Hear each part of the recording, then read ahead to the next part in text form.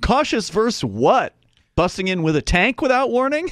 I mean, what is it that's less cautious than busting into someone's house with, guns pulled, shouting? I mean, how is that cautious?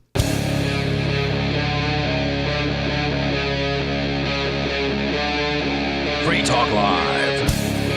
I'm sure you've heard the news out of Houston. What happened in Houston?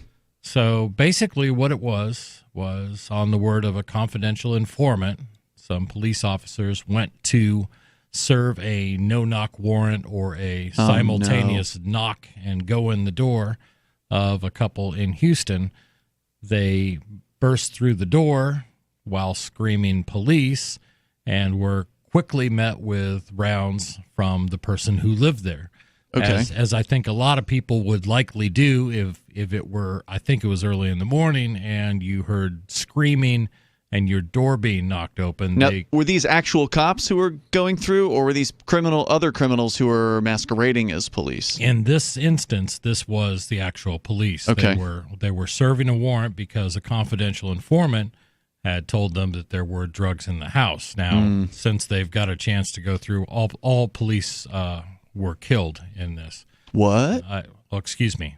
Both suspects were killed. Oh. And I don't know I think the story will cover who's still living on the police side, but it was a... Did cops get killed too? I believe so. Wow. Yeah. Is this the one where it was the wrong house?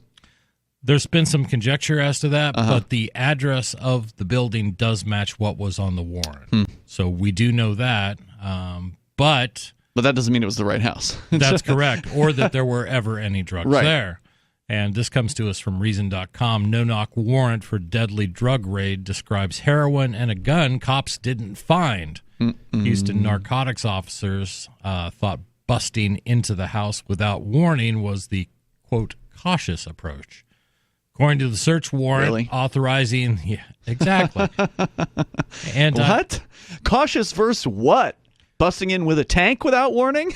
I mean, what is it that's less cautious than busting into someone's house with, guns pulled, shouting? I mean, how is that cautious? There's a lot to discuss about that. And I really believe that, if you are one of those people, and there are a lot of you out there who... really, you put value in not only human life, but police officers' lives. You don't want a kid to not have his father come home at the end of the day. I get that. But is no-knock really the right way to do that? My argument is you are putting everybody in a tremendous amount of harm. But, Chris, they might flush the drugs. That's why they need to no-knock. Yes, and that's a great point. The reason why it was argued, and the Supreme Court upheld this, the reason they do no-knock is so that they cannot get rid of evidence. And as a result, in this instance, you have a number of police officers getting shot. I believe a couple of them critically, but we'll get into that here. According to the search warrant authorizing the drug raid that killed a middle-aged Houston couple in their home on Monday, police were expecting to find many plastic bags containing a, quote, brown powder identified as black tar heroin. Instead, they found an unspecified amount of marijuana and a white powder that they thought might be cocaine or fentanyl. The no-knock warrant obtained by KTRK, the ABC affiliate in Houston, was approved by Houston Municipal Court Judge Gordon Markham on Monday afternoon after about 3.5 hours before narcotics officers burst into the home of Dennis Tuttle and Rodina Nicholas at 7815 Harding Street. On Sunday, the officer who applied for the search warrant says in his affidavit he sent a confidential informant to buy heroin at that location from a, quote, white male whose name is unknown, unquote.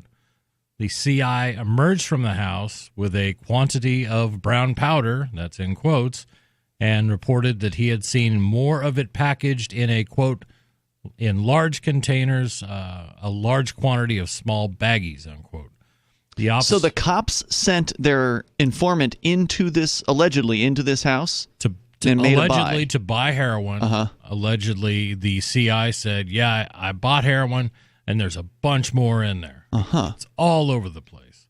The officer, whose name is blacked out, says he was watching the informant the whole time and adds that afterwards, quote, surveillance was placed on the above location in question by narcotics officers, unquote. So where did the heroin go?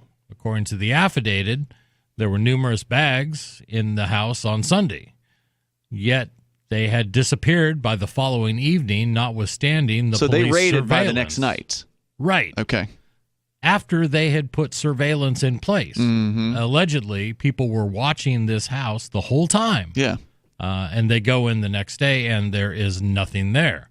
That is Except not for some marijuana and an unidentified as yet, or at least maybe they will identify later in the story, white substance. right. And at this point, they have not identified, and they have not released what they've identified it as. But it could be anything. That is not the only inconsistency. The CI claimed to have seen a, quote, semi-automatic handgun of a 9mm caliber, unquote, in the house on Sunday. Yet police found no such weapon on Monday.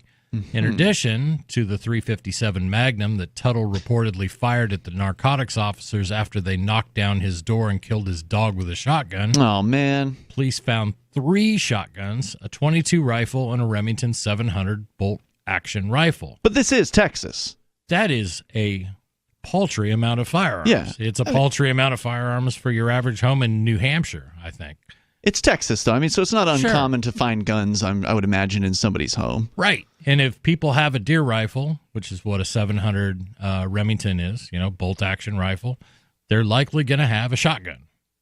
So both of or these 2. folks ended up getting killed by the cops. Yeah. Is that right? That's correct. This is Shot tragic. dead. Yes. So, I mean, look, if the idea is that they had all this heroin and the house was then put under surveillance for the next 24 hours and then they raid the house and we're wondering where the heroin went to, presumably they would have seen somebody leave if they'd left the residence. One so would they have thought. should have tracked them that way. But also, so it's not like they got tipped off, right? Because No. if they were tipped off, they would have gotten rid of the marijuana as well. One would think. So there's more coming up here. And, Rich, we've been talking about this tragic event that happened in Houston, Texas, involving another no-knock raid. And if you're not familiar with the term no-knock raid, Wait, there was a tragic one, too? I heard some home invaders got what they deserved. that is certainly one way to look at it. I'm going to call it a tragic one because Well, in this case, 2 innocent people died. yeah, the 2 Well, people the who were in the innocents home. were killed. That was unfortunate. Yeah. And the dog, the innocent dog as well. Yes, because a dog is a lethal threat. I That's don't what know. the cops want you to believe. Well, and really, I don't know how postal employees make it through. I mean, how do they even end up retiring? Aren't they all killed by dogs? No, they carry things like mace. They do. Yeah, And sometimes takes care of it. I've talked to a couple mail carriers, and sometimes they'll use their boot. Sure. And frequently that will dissuade a dog from attacking. But police officers like to go in guns blazing. And I've it's not a week that goes by that we don't hear about some new example of puppycide. Yep. Isn't there a website for that? There is. I'm sure there is. I just watched a video. It couldn't have been more than a week or 2 ago, but the dog could not have weighed more than 6 pounds. I mean, the dog was tiny. I almost had admiration for the police officer who brutally murdered the dog for being able to shoot such a small target from such a great distance. It was disgusting and sad. The website, by the way, is PuppySideDB, as in database, PuppySideDB.com, and they have recorded 2,939 acts of violence by police against animals. Unbelievable. Unbelievable. But we were talking about this no-knock raid, and for those of you who may not be familiar with what a no-knock raid is, that means that police officers can petition the judge to classify a particular warrant as a no-knock warrant. They're not all automatic no-knock warrants. They have to get a little bit of additional information, and then the judge can say, okay, I understand your reasoning here. This is protected. The police are protected in using these by a Supreme Court decision, which they successfully argued that if you gave the suspect more time than necessary, they could get rid of the evidence. And the evidence, it's just drugs. That's what all they're talking about. Yep. Oh, they're going to get rid of the drugs. Got to be a no-knock. Right. So we have to do a no-knock. Maximum violence. I don't have the exact numbers, but I'm going to ballpark it, and I'm going to ballpark it really, really close because I just read this. I was looking up what the number of no-knock raids were when they started doing them, and that was kind of in the early 80s. There were about 400 of them nationwide. Per year. Now it's, 40,000? In 2004, they served 50,000 no-knocks. Wow. So a reason, whether you're pro-police, whether you're anti-police, whether you're pro-drug, anti-drug, people get killed in these things. That's the problem. It is a systemic problem. Well, Chris, if we wanna stop drugs, you got to break a few eggs. No, you got to break a few eggs. You got to build a wall. Didn't we just learn this? You got to build week? A wall and break eggs. Which one is you it? You got to throw eggs off the wall like Humpty Dumpty. And they break, and all the king's horses and all the king's men. Somebody had to come forward with the Humpty Dumpty analogy. But this idea that you are going to stop drugs by making them illegal. You just need to raid harder. Just raid harder. More raids, more often, more hard raids. Yeah, more violence, more killing dogs. Eventually those drug users will get the message, won't they? Will they? But in this case, it was yet another no-knock warrant. And as we just learned in the last segment, more unnecessary killing. The confidential informant and confidential informants are notoriously unreliable. Right. This is where most cases tend to fall apart because a police officer didn't see it. He's just getting the word of someone who is trying to get something out of this. Right. Usually it's getting off on some sort of criminal charge. Right. When he's been busted for drugs or something like that. I remember your case, Rich Paul. There was a confidential informant who was busted for dealing heroin, who then rolled on you for selling marijuana. So they actually let a heroin dealer free into the streets so they could bust Rich for selling weed. Richie the Snitch, Richie DuPont. Yes. And that's absurd. And Rich's case was particularly unique because you actually didn't take a plea deal. So you went to trial. So they actually had to put the snitch on trial because most of the time they're going to tell the snitch, oh, don't worry, you won't have to testify. Yeah. Well, in this case, he did have to testify. So everybody got to see his face. And they got to see his face with fewer teeth too. Because, really? Yeah. Funny thing, I apparently he got into it with my friend Mark at work one day, and he lost some teeth. Mark Capuzzo? I can't imagine what they were arguing over. Whoops. Snitches get dentures. Yeah, in this case. Yeah, no doubt. Yeah, so I'm going to jump back into this story. And again, when they went in the next day, keep in mind the police allegedly had a confidential informant who said, I just bought some brown substance in a plastic baggie, and there's plenty more baggies there. The police officers immediately placed the residents under surveillance. Mm-hmm. They're watching it the whole time. They go in, and they find no baggies. So where did the heroin go? According to the affidavit, there were numerous bags of it in the house on Sunday, yet they had disappeared by the following evening, notwithstanding the police surveillance.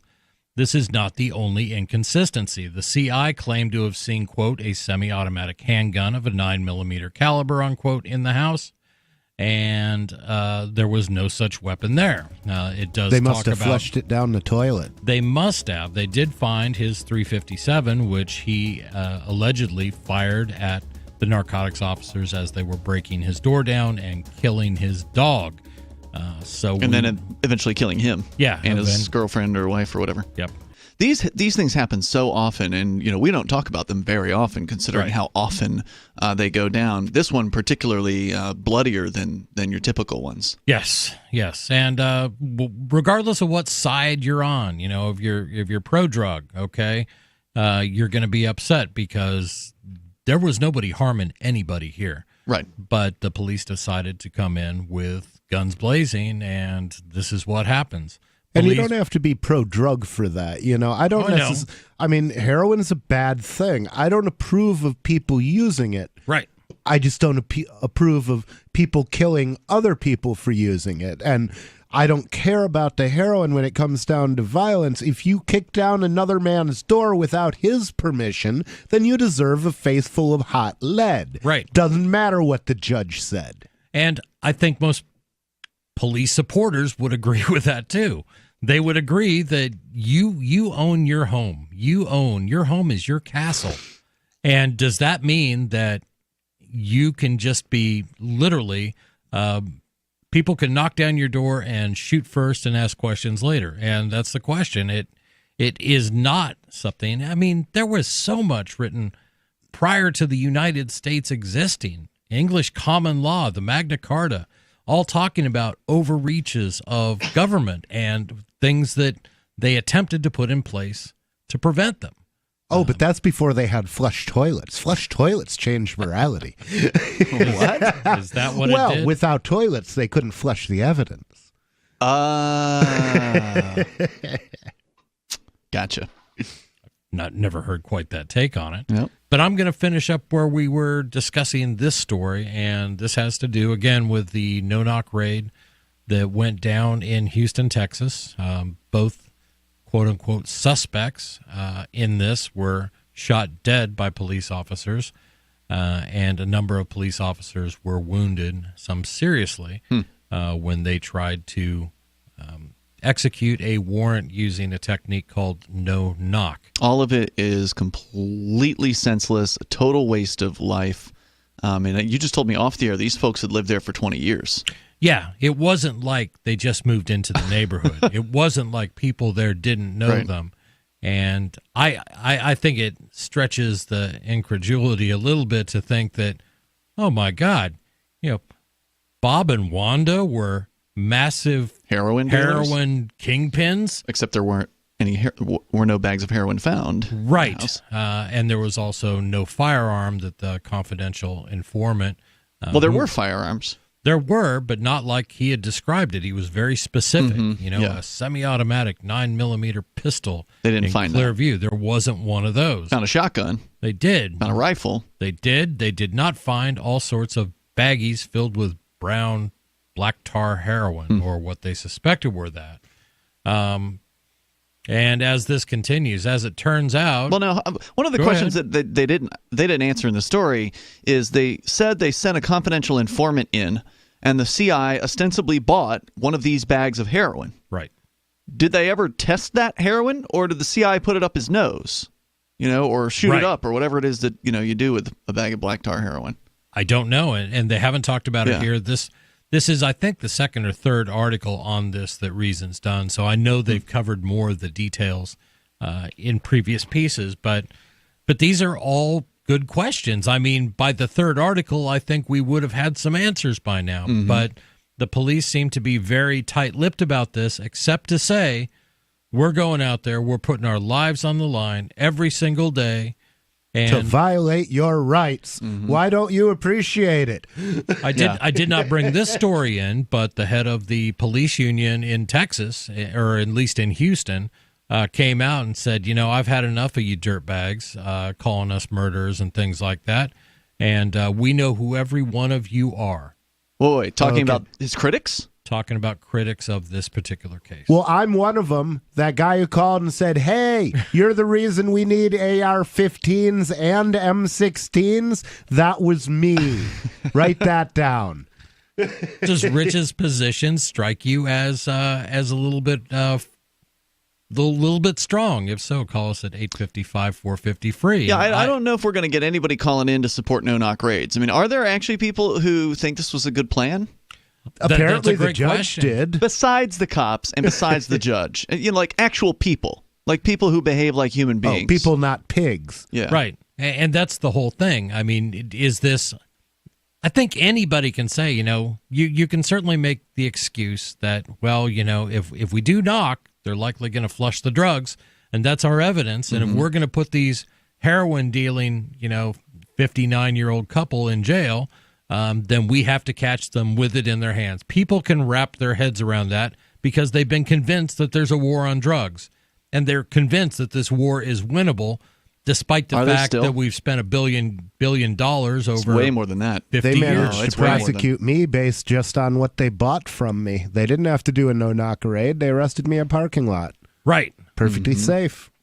But another appeal of the no appeal. Right. They to the specifically police. didn't want to arrest you like here on this property because there's Yeah. cameras all over the place. Right. Well, there's cameras all over the place, and there's more than one gun, or at Right. least there certainly has They been. wanted you alone. They wanted you separate from your friends. Right. Yeah. Right. They wanted me separate from my friends, and they thought they were going to get me without my friends knowing. Right. They were like, we want to get you back to the Keene Activist Center before anybody knows you've been arrested. I remember I said to the FBI agent, you have no idea who I am, do you? they 800 people knew I was arrested before we left the CVS parking lot Right. because Wendy had called Pork 411, so that was absolutely true. So the other aspect of this is I'm kind of a gun guy. You guys both know Yeah. that. I like my toys and things like that. And I imagine a lot of people Guns like aren't myself. toys, kids. Guns aren't toys. Yes, that's right. The police may attract some gun guys too. Sure. And it's got to be awfully frustrating if you have all these really cool toys, but you never get a chance to break them out and use them. I can see that. Well, I mean, they can use them anytime they want on the practicing range. They can go to the range. But They it's can not the do all same these as taking things. a life from somebody Well, if that's what you're really into. Right, and knocking down doors, busting heads. I mean, that's Well, the there's whole an thing. adrenaline factor, and a lot of cops are addicts. They're addicted to different things. They're Sure. addicted to adrenaline. They're addicted, in some cases, to alcohol, in some cases, to abusive sex. So cops have their vices. And it reminds me of Barry Cooper, who some of you might remember. He was a guest on Free Talk Live, living down in Mexico now. But Barry is an interesting character because he was a narcotics officer. Oh, yeah. Down in Texas, actually. He was the narcotics cop of the year down in Texas at some point in the past when he was younger. And we had him on our show years ago, probably like a decade ago now. And he told us about how when he first became an officer, he would get an adrenaline rush off of just pulling somebody over, just for like speeding or whatever, some sort of non-risky thing. Just the fact that pulling somebody over was an adrenaline boost for him. Eventually that dissipated, right, to where when he'd pull somebody over, there wasn't an adrenaline rush. Right. It was just normal. He was used to it. So he had to start upping the ante. He had to start escalating the situation to increase, sometimes artificially, but increase the danger to him or the potential danger to him. Get so the same thrill. So yeah, because he wanted to get that adrenaline rush again, and so he gave the example of how if he were investigating somebody for, let's say, cocaine, maybe he found some cocaine or whatever in somebody's car or whatever, he would leave the person unhandcuffed and just tell them to sit down on the side of the road, like sit on the curb while I go and search your car. So the idea was give him a chance to run. Right. That way he would have the excuse to run after him, tackle him, beat him, Right. and get that rush. So he had to keep upping the ante. Yeah. Just And like a that's junkie. interesting. Yeah, and that's how addictions work. Yep. And, one thing that we really should not have on police forces, on SWAT teams, is people that have those particular afflictions. And that's But what that's it what's is. going to attract. They're going to attract those people. Of course. So how are you going to avoid that? You first of all, you need to start disarming the police. Or if you're going to, because like the proposal to disarm the police probably isn't going anywhere anytime soon, even with all the terrible stories about how awful they are. So here's a middle point, a compromise. Because politics is all about compromise. How about the police don't do no-knock raids anymore? How about they never do a drug raid ever again? Oh, I and you like can that. reserve the actual no-knock raids for, I don't know, trying to catch some murderer or something like that. How about that? Kidnapper, Yeah, maybe. kidnapper. Sure. How about somebody who robs a bank? They've taken millions of dollars that doesn't belong to them. It's not going to... Maybe. People aren't going to be as upset. I mean, presuming they have the right suspect, and of course, they're going to screw that up sometimes, but presuming they have the right suspect and the person they're actually raiding is a violent criminal who's harmed innocent people, nobody's going to get their hair bent out of place because a cop roughs up a wanted murderer. Right. It's just not going to be as controversial. Right. But if we continue this path, what we're going to have is more people dying. And Yeah. meanwhile, the police are sitting here going, why are you always painting us out to be the bad guys? Well, you just shot and killed 2 people in their home, Plus the dog. plus the dog. Yeah. Thank you. Yeah. Because people care more about the dog, you know. As it turned out, breaking into the house without warning and opening fire with a shotgun were not a safer approach. It precipitated a shootout during which at least 5 officers were injured, 4 by gunfire, and 2 suspects were killed. Wow. Based on the official description of the raid, which was not recorded, it is entirely possible that Tuttle did not realize the armed men invading his home were police officers. It's hard to imagine that things would have turned out worse if police had taken the, quote, dangerous approach of announcing themselves. This disastrous search supposedly was the culmination of a 2-week investigation triggered by a neighbor's tip. During that time, police apparently did not manage to document suspicious activity at the house or even identify the owners who had lived there for 2 decades. Wow. Yet the That's officers, some real detective work. Right. Yet the officer who sought the warrant confidently informed his CI that, quote, narcotics were being sold and stored, quote, unquote, in the house. How did he know that? Exactly. And that's what we're trying to figure out here. That's what Reason's trying to figure out. Free Talk Live, 7 nights a week from 7 to 10 Eastern, live on the Liberty Radio Network at LRN.FM.